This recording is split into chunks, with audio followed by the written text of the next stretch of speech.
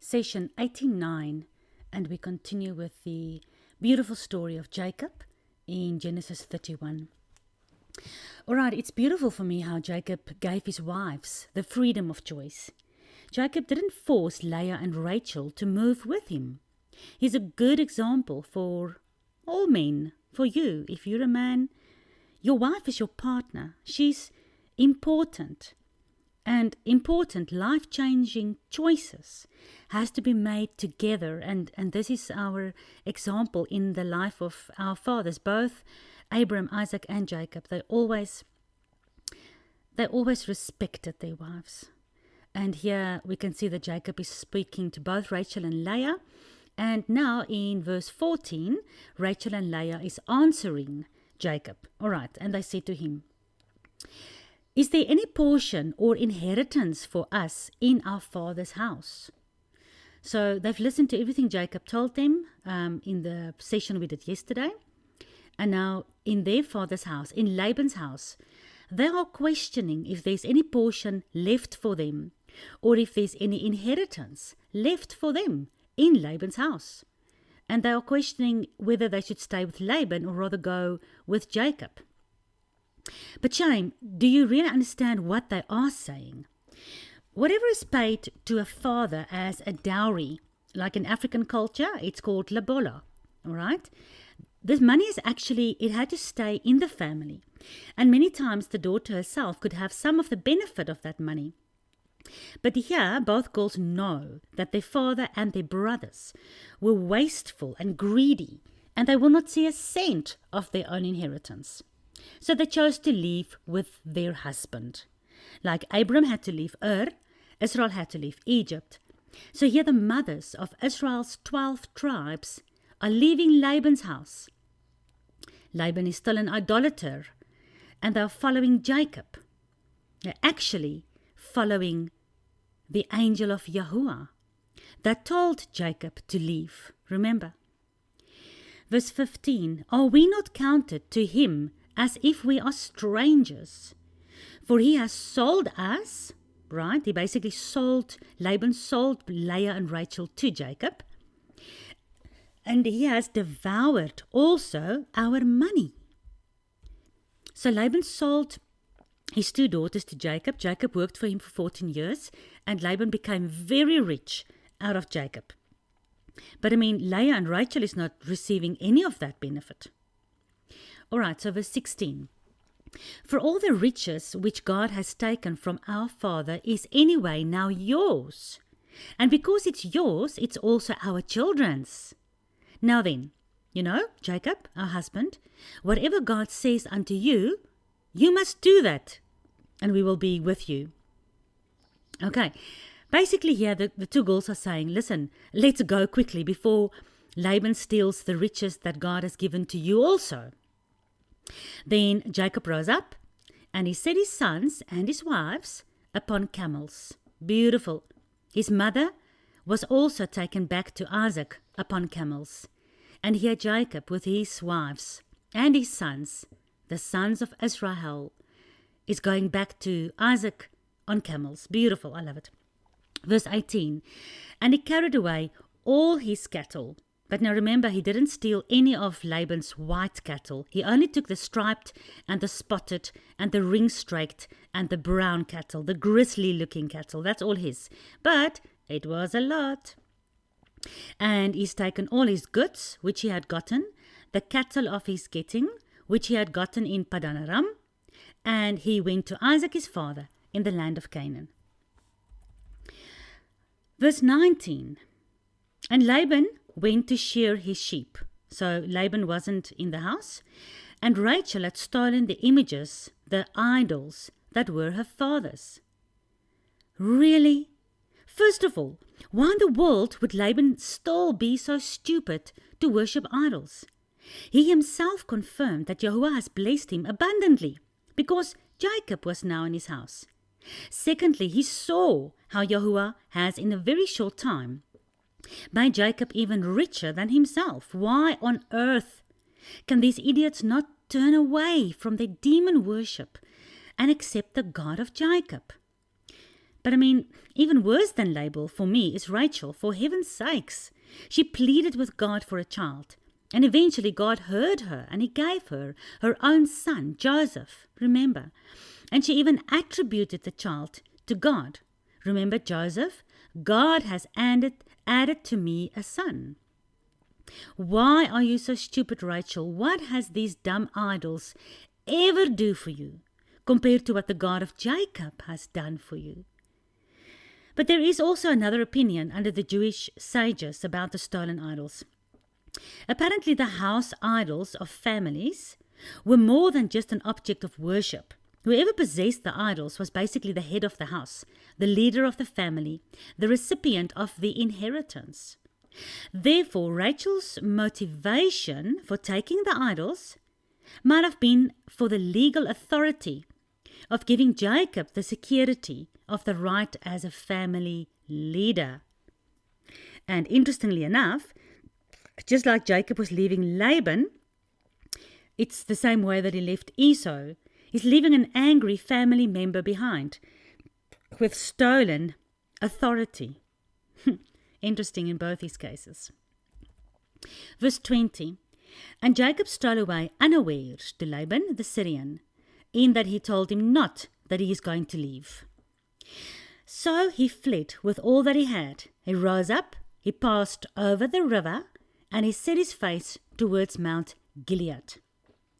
I like the fact that we have talked about crossing over or passing over.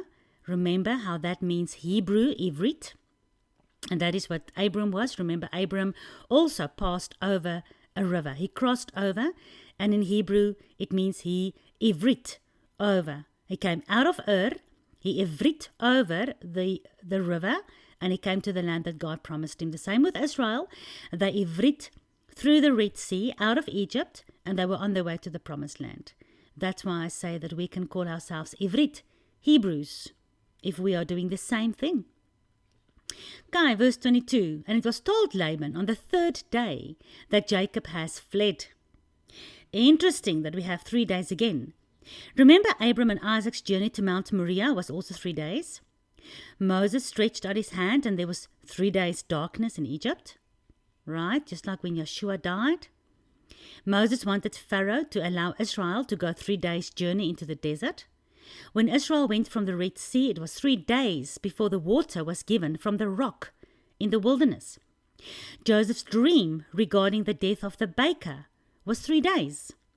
Joseph had his brothers locked up in prison for 3 days. And we can continue. There's a lot of things. 3 days and 3 nights is our Messiah's locked up in prison. He's 3 days and 3 nights in darkness. He's 3 days and 3 nights journey from crucifixion to resurrection. It's just so beautiful, the messianic prophecies and all this. So remember Rahab told the spies also to hide for 3 days in Jericho. Yeshua was hidden for 3 days. When Saul's father's donkeys were lost, Samuel told him that the lost donkeys have actually been found 3 days ago. When David sinned by counting his soldiers to prove his strength, remember, God punished him with 3 days pestilence. The prophets in 2 Kings searched for Elijah for 3 days. He was hidden, and they couldn't find him. And on we can go. All this is prophetic of Yeshua departed away. The rock, the water, the light was away for 3 days. Verse 23. And Jacob took his brethren with him. This is Laban. Laban took his brethren with him and pursued after Jacob for 7 days. And they overtook him in the Mount Gilead. Okay, now we need to look at the Hebrew because this is going to be very prophetic. The Hebrew definition for Mount Gilead means the heap of testimony. All right, so Jacob was found by Laban at Gilead, which means heap of testimony. But God came to Laban, the Syrian, in a dream by night, just before he found Jacob. Because remember, Laban is on his way to Jacob with the same rage and anger and fury as Esau. And he's probably going to kill Jacob now because he stole. Well, remember, Jacob didn't steal anything. But in Laban's eyes and in Laban's son's eyes, it's to them as if Jacob has stolen everything from them. Because Jacob became richer and richer and they became poorer and poorer. Because Jacob, his flocks was blessed. And Jacob, Laban wasn't blessed anymore just because Jacob was there. Because now Jacob was working for wages. And God blessed him so much more because he was also obedient to God. Right? So God came to Laban in a dream by night and he warned him. And he said, "Take heed that you speak not to Jacob, either good or bad." Wow! Will God also appear to our enemies and warn our enemies that they should also not speak to us bad in any way? That basically God was warning Laban here, besides just speaking bad to Jacob, that he must also not even try to lift a finger against his anointed. Verse 25. Then Laban overtook Jacob. Now Jacob had pitched his tent in the mount. Remember, the heap of testimony. And Laban with his brethren also came and pitched in the mount of Gilead. And Laban said to Jacob, "What have you done? You have stolen away unawares to me and carried away my daughters. You captivated them with the sword." Really, Laban? Jacob took captive your daughters with a sword? Ask them, man. They're sitting right here. They're laughing in the tents. Ask them if they've been abducted by the edge of a sword. Or if they came willingly with Jacob because you are in any way not a good family leader. And you're in any way a pagan idolater. So ask them if they were captured by the sword or if they came willingly. Laban is again just being spiteful and vindictive and pretending to care about his daughters. The very same daughters whose inheritance he has squandered away. Wherefore, Laban asks in verse 27, "Wherefore did you flee away secretly? And why did you steal away from me? And why did you not tell me that I might have sent you away with mirth?" Mirth is a kind of a herb, a plant that he could have given to him as a gift. And with I could have sent you away with mirth and song and a tabret and with a harp. So here Laban is saying that he would have sent Jacob away with a party, right? Listen, Laban, the last time Jacob said he wanted to leave you, you forced him to labor for you another 6 years. I don't blame the guy for leaving you without telling you. Verse 28. And you've not suffered me to kiss my sons and my daughters. You have done a foolish thing to me. Seriously, Laban, you had 20 years to give attention to your daughters and your grandsons. Why suddenly now do you care? Verse 29. It is in the power of my hand to do you hurt. So here we see what his intentions was. He was actually on his way to use the power of his hand, him and his sons and his brethren. He probably had a huge army, just like Esau. We'll see now when Jacob comes to Esau, there's a huge party of men. And they could easily overtake Jacob with all his sheep and his wives and his children. But, verse 29, the God of your father, the God of Isaac and Abraham, spoke unto me last night, warning me that I must not speak to you either good or bad. My question remains, Laban, and all those who are like Laban. Will you, even after the God of Jacob's father, have spoken to you? The God, the creator of heaven and earth, have spoken to you. You recognized his voice, and you are still going to return to your idols. You are still going to search now for your idols that has been stolen from your house. What is wrong with you? Verse 30. And now, though you would not need to go, because you Saul longs after your father's house, yet wherefore have you stolen my gods? A little bit of a difficult King James Old English, but basically he says, listen, I understand. You want to go home because you are longing for your father's house. It's fine. But I want to know, Jacob, why have you stolen my gods? Oh, Laban, you idiot. Do you really think Jacob, who is serving the God of Abraham and Isaac, will steal your stupid idols? And Jacob answered and said to Laban, listen, I've lied to you that I'm leaving because I was afraid of you, because I thought maybe you would take my wives by force from me. That's the only reason I didn't tell you that I was leaving. And Jacob continues to say, with whomsoever you find your gods, he didn't say stupid, but I want to say your stupid gods, let that person not live. Ooh. Power of life and death is in our tongue. Whoever you find your gods with, let that person not live. Before our brethren, discern you what is thine with me, and take it with you. All right, so he says, Laban, you and your brothers, you can look, whatever I've taken of you, listen, you can take it back. Okay, Jacob didn't know that Rachel had stolen the idols. He didn't know that. So, like I said, the power of life and death is in the tongue. And Jacob basically prophesied here that whoever has the gods, let them not live. And amazingly, just a couple of chapters later, Rachel did die. First of all, we must live an honest life, because lies and theft has a nasty way of catching up on you. Secondly, we must be very careful what we say with our mouths, because what would have happened if Laban found the idols with Rachel? Then Jacob must have allowed him to kill her, right?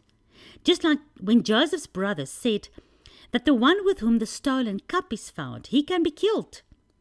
We sometimes say things before we think. Laban went into Jacob's tent, and into Leah's tent, and into the two maidservants' tents, but he could not find his stupid idols. Then he went out of Leah's tent, and he entered into Rachel's tent. Ooh, this is now getting scary. He's now coming close to the thief. Laban went into all these tents, searching for his precious stupid idols, totally forgetting that the Almighty God of heaven and earth has appeared to him last night. He says it's in his power to hurt Jacob, but that he would not do it because he was afraid of this God that spoke to him. Yet he's running around like a headless stupid chicken from tent to tent looking for his stupid idols. It's beyond my comprehension. Verse 34. Now Rachel had taken the images and have put them in the camel's furniture, and she sat upon them. Okay, so the camel's furniture, basically like the saddle that was on the camel, she hid the idols, the images away in there, and she sat upon it. And Laban searched all the tent around her because she was sitting on the saddle, but he couldn't find the idols anywhere. And she said to her father, "Ah, let it not displease you, my lord, that I cannot rise up before you, for the custom of women is upon me." So Laban searched everywhere, but he found not the images. Rachel was pretending to be menstruating, and therefore she didn't want to get up. I mean, she couldn't get up. It was lawful for a woman, even if you read the Torah, when she is in menstruation, to not be bothered at all, right, in any way. So Laban had to have respect for that. And Jacob was very angry, and he argued with Laban. And Jacob answered and said to Laban, "What is my sin? What is my trespass, that you have so hotly pursued after me? Whereas you have searched all my stuff and all my tents, what have you found of all your household stuff? Set it here before my brethren and your brethren, that it may judge between us both. This 20 years, listen, Laban, I have been with you. Your ewes and your goats have not cast the young, and the rams of your flock have I not eaten. And he said, basically Jacob is reminding Laban how well he's looked after his flocks. He has not taken the young, and he has not eaten any of the flock of Laban. That which was torn of beasts I brought not unto you. I bear the loss of it. In my hands did you require it, whether they were stolen by day or stolen by night. So do you see even that how unfair Laban was when an animal or, like a lion or a bear or a wolf have eaten any of his flock? He demanded it back from Jacob. Jacob didn't bring him the carcass to prove to him that he didn't steal it, but that a lion has murdered or killed the animal. Jacob had to bear the loss of it. He had to replace that eaten animal. See how Jacob was honest in his work. He never stole anything from Laban. He even carried the loss of Laban's sheep that was eaten by beasts. Where can we find such great employees today? So Jacob continues in verse 40. Thus I was in the day the drought consumed me, and the frost by night, and my sleep departed from my eyes. Wow! During the day it was dry in the desert. During the night it was frosty, ice cold in the desert. Yet that is how Jacob served Laban. Thus have I been 20 years in your house. I served you 14 years for your 2 daughters with no wages, and 6 years for cattle that you didn't want. And besides that, you've changed my wages 10 times. So yeah, now Jacob is backing off a little bit against Laban, giving him a bit of his mind, eh? Except that the God of my father, the God of Abraham, and the fear of Isaac has been with me. Surely you would have sent me away now, also empty-handed. But my God has seen my affliction and the labor of my hands, and he, my God, has rebuked you last night. So Jacob really got it off his chest, what was bothering him for 20 years. And yeah, I think he told Laban, face to face. And this probably changed Laban's attitude. Besides the fact that God has already warned him, he's now being reminded of how unfair he was. Verse 43, and Laban answered and said unto Jacob, These daughters are my daughters, and these children are my children, and these cattle are my cattle, and all that you see is mine. And what can I do this day unto these my daughters, or unto the children which they have borne? So, now, I don't agree with that. Sorry, Laban, I don't agree that the daughters and the children and the cattle are yours.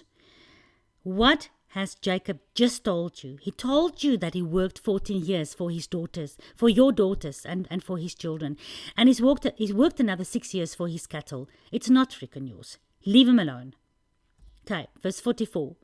Now therefore, this is now Laban, he's asking Jacob, let us make a covenant, me and you, and let this covenant be a witness between me and you. And Jacob took a stone and set it up for a pillar, very similar to what he did at Beth-el, do you remember? And Jacob said unto his brethren, unto Laban's sons, gather stones. And they took stones and they made a heap.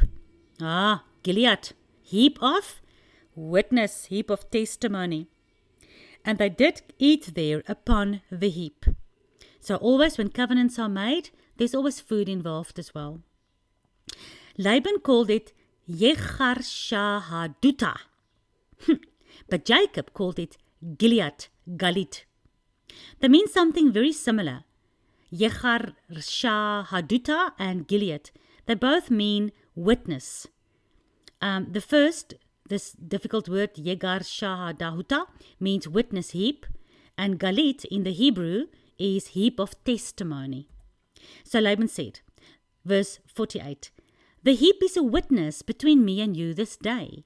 Therefore was the name of it called Gilead. And I remember, and I'm reminding you of the valley of decisions. Remember, in Shechem, when God also said to the tribes of Israel. Today I bring heaven and earth as a witness against you. I bring you life and death, blessing and cursing.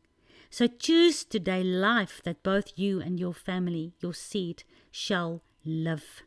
Beautiful. Verse 49. And they also called the place Mizpah, for he said, Yahuwah has watched between me and you when we are absent from one another. So basically they are agreeing at this heap of testimony. They're also calling it Mizpah, to say that Yahuwah will watch between Jacob and Laban while they are absent from each other. Mizpah has the meaning of a watchtower. A watchtower. If you shall afflict my daughters, Laban is warning Jacob, or if you shall take other wives besides my daughters, no man is with you to see you, but God will be the witness, the Mizpah, the watchtower between you and me. Okay, we have to remember, we cannot hide anything from this God of Jacob. Even here, as Laban is now confirming with his mouth that God will see if Jacob treats his daughters unfairly. Just so we have to remember that God sees everything we do. That's why Yeshua said, it doesn't help that you keep my Father's law just with your hands, that you don't murder with your hands, but you in your heart hates your brother. You have transgressed my Father's law just the same, because God can see all the way right into your heart, everything you think and you do. And Laban said unto Jacob, behold this heap. Remember Gilead, the heap of testimony. And behold this pillar, which I have cast between you and me. This heap will be witness, and this pillar will be witness. I will not pass over this heap to come to you, and that you shall not pass over this heap and this pillar to come to me, if we want to do each other harm. So that was almost like a border between Jacob and Laban, not to pass that border and do each other harm. The God of Abraham and the God of Nahor, the God of their father, he judged between us. And Jacob swore by the fear of his father Isaac. So they made covenant there that day, hey? Then Jacob offered sacrifice upon the mount. And I remind you, this is hundreds and hundreds of years before Moses wrote down all the instructions for sacrifice. Yet Jacob also, just like Abraham, just like Isaac, just like Cain and Abel, he knew, just like Lot, Noah, he knew how to sacrifice. And he called his brethren to eat bread. And they did eat bread, and they tarried all night in the mountain. So Laban wanted to give Jacob a going away party. Here they at least had a going away supper together. And early in the morning, Laban rose up. He kissed his sons and his daughters. He blessed them, and Laban departed and returned unto his home. Beautiful story. We'll continue tomorrow with an amazing messianic prophecy, especially regarding Jacob's meeting with this bridge. Remember, the ladder. This one that was talking to him all the time, this angel of God, at the end of his life, he blessed Ephraim and Manasseh. And he said, the angel of God who has kept me from evil all my life. Tomorrow we are going to go into deep prophecy in the story and life of Jacob, whose name was changed by this very same angel to the name of Israel, overcoming with El, Hebrew, Ivrit, believers. What do we call ourselves? Okay, let's do the study tomorrow and find out.